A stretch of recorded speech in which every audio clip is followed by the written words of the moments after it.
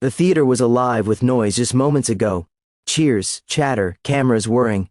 But as the spotlight slowly crept toward the center of the stage, everything began to fade into a heavy, expectant silence. A single grand piano sat under the lights, polished black, elegant, and intimidating. It looked enormous on the vast AGT stage, almost swallowing the space around it.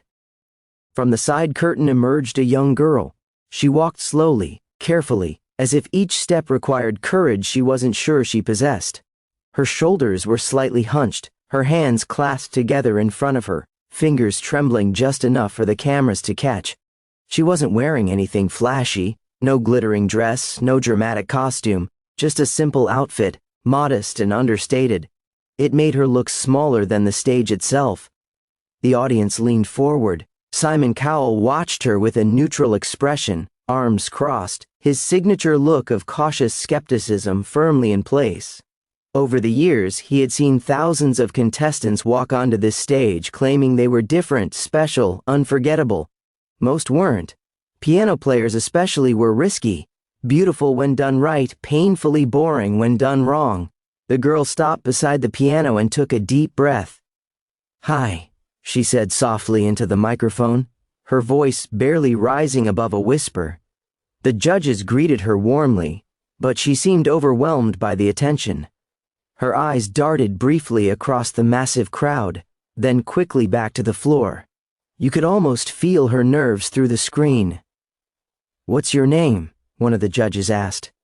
She answered quietly, her voice shaking just enough to reveal how much this moment meant to her.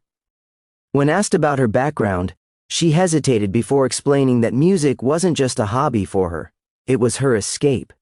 She spoke about long nights alone with the piano, about finding comfort in melodies when words failed her. The audience grew noticeably quieter, sensing something deeper beneath her shy demeanor.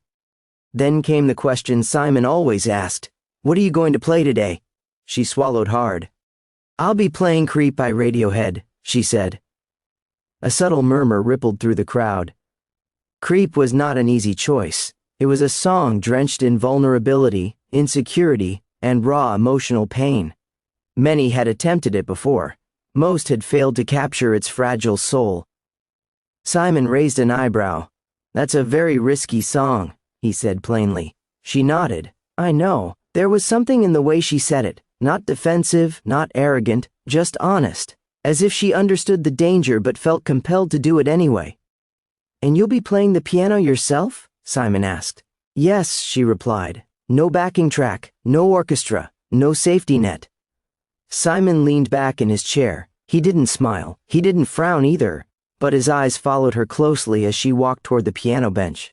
This was the moment where most contestants revealed whether they were prepared or about to crumble. She sat down slowly, adjusting the bench with care. Her hands hovered above the keys, not yet touching them. She closed her eyes for a brief second, as if blocking out the judges, the cameras, the audience, everything except the instrument in front of her. The theater was now completely silent. You could hear someone cough in the distance. A single camera lens clicked. The stillness felt heavy, almost sacred. Simon glanced sideways at the other judges, then back at the girl. He'd seen performers freeze right here, hands locked, mind racing, confidence collapsing under the weight of the moment. His expression suggested he was ready for that possibility. Then, softly, the first note rang out. It wasn't loud, it wasn't dramatic, it was delicate. A single piano note drifted through the air, gentle and haunting, then another, and another.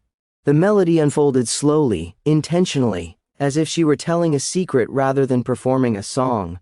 Something changed instantly. The audience relaxed into their seats. The tension in the room shifted from uncertainty to curiosity. Simon leaned forward slightly, his arms uncrossing without him even realizing it. Her fingers moved with quiet precision, not flashy, not overplayed, just honest. Each note carried weight, as though it had been lived rather than practiced. The piano didn't sound like an instrument anymore, it sounded like a voice. Then she sang. Her voice entered softly, almost fragile, blending seamlessly with the piano. It wasn't powerful in the traditional sense, but it was real. There was a tremble in it, not from fear, but from emotion. It sounded like someone exposing a piece of themselves they'd kept hidden for years. Simon's expression shifted, the skepticism faded. In its place appeared something far rarer on his face: focus. He wasn't judging technique anymore, he was listening. The girl didn't look up. Her eyes stayed on the keys, her world narrowed to the piano and the song. Each lyric seemed to pull from a place deep inside her, as if Creep wasn't just a song she chose, it was a feeling she knew all too well. By the time she reached the first chorus, the entire room was locked in. No one moved, no one whispered. Even the cameras seemed to glide more carefully, as if afraid to disturb the moment. Simon swallowed hard. He had heard Creep hundreds of times, on the radio, in auditions, in cover videos, but never like this. Stripped bare, vulnerable, honest. This was only the beginning, and already, something extraordinary was unfolding. As the melody deepened, something invisible yet powerful settled over the theater, an emotional gravity that pulled everyone inward. The girl's fingers moved gently across the piano keys, not rushing, not hesitating, allowing each note to breathe. It felt less like a performance and more like a quiet conversation between her heart and the room. When she reached the next verse, her voice grew slightly stronger, not louder, but fuller. There was a subtle confidence emerging, not the kind born from ego, but the kind that comes from surrender. She wasn't trying to impress anyone anymore. She was simply telling the truth. But I'm a creep. I'm a weirdo. The words hung in the air, fragile and exposed. A woman in the front row lifted her hand to her mouth. Somewhere in the crowd, someone quietly wiped their eyes. These lyrics, so familiar, so often sung, suddenly felt new again, stripped of irony and drenched in sincerity. Simon Cowell sat very still. His eyes never left the stage. For a man known worldwide for his brutal honesty and near impossible standards, this moment was unsettling.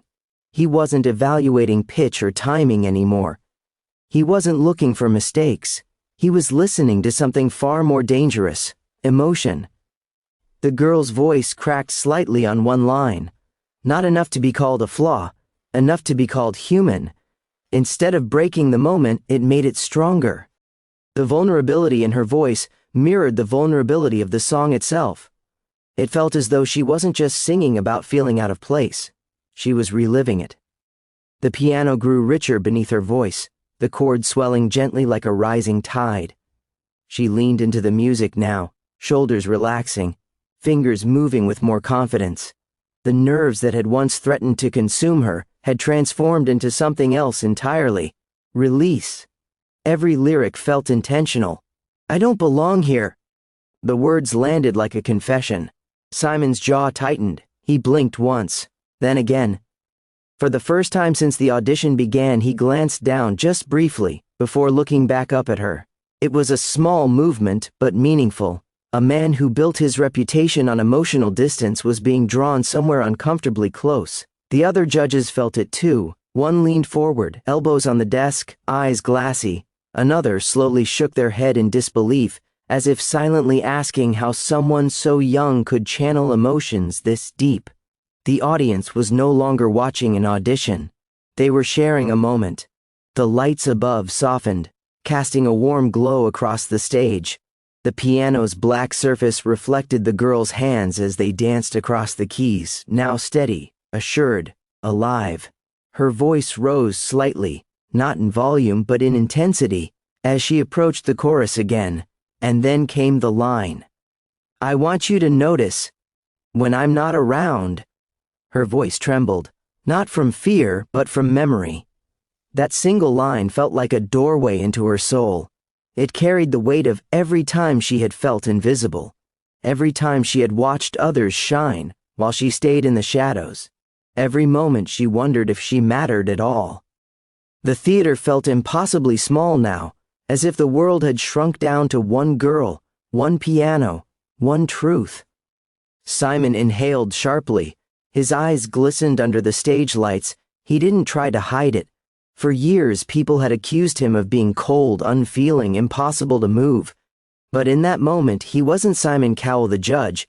He was just a listener, caught off guard by honesty. The music softened again, pulling back instead of pushing forward. The piano dropped into a delicate whisper, leaving space for her voice to hover above it. She sang with restraint, trusting the silence as much as the sound. That restraint made it devastating. No theatrics, no vocal acrobatics, just truth. The audience leaned forward collectively, as if drawn by an invisible thread. No phones were raised, no one shifted in their seat.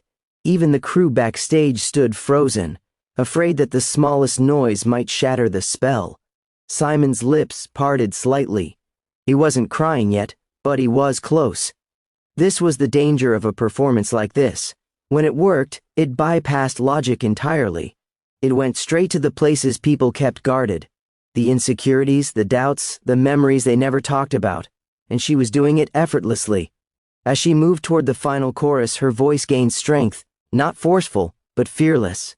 The piano swelled beneath her, supporting her like a steady heartbeat. She lifted her head for the first time since beginning the song, eyes opening slowly. She didn't look at the judges. She looked out into the crowd. And for a brief moment, it felt as though she was singing directly to every single person in that room. She's running out the door. Her voice soared, not in volume, but in conviction. The emotion crested like a wave, washing over the theater. The lyrics no longer sounded sad. They sounded accepting, as if she had made peace with being different, and was finally unafraid to own it. Simon felt something tighten in his chest. He pressed his lips together, blinking harder now. A tear formed, small, undeniable. He didn't wipe it away. The girl returned her gaze to the piano, guiding the song gently toward its conclusion. The final notes slowed, softened, lingering just long enough to break hearts before slipping away. As the last chord faded, there was no immediate applause. Only silence. Not awkward silence, reverent silence. The kind that follows something sacred. Simon exhaled slowly, his eyes still locked on the stage. He knew this already. Everyone in the room knew it. This was no longer just an audition. It was a moment that would be remembered. "If you're ready, I can now,"